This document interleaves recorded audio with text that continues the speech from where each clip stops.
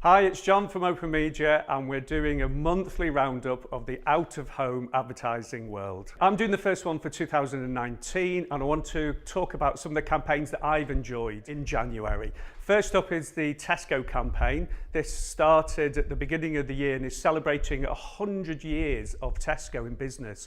What I've liked about it is that it talks about, instead of a history lesson, it talks about characters that we all associate with in the last couple of decades.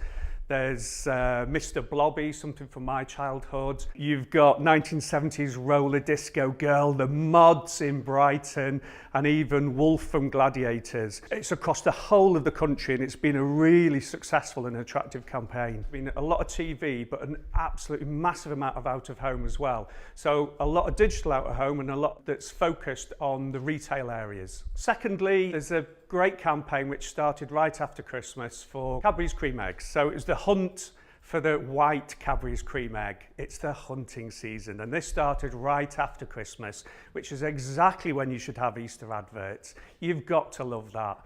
Again, there was a little bit of TV, some digital, but the out of home has been massive and across the whole of the country.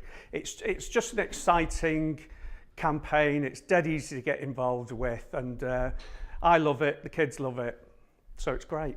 2018 was a big year for out of home. It was the first time the digital spend has actually overtaken the traditional out of home spend. And this is massive, and this means that 2019 is going to be even more important. As more digital screens come online, and more brands start to look at digital out of home in a completely different way. Only 5-10 years ago, major brands would look at out of home perhaps at the end of the brand story.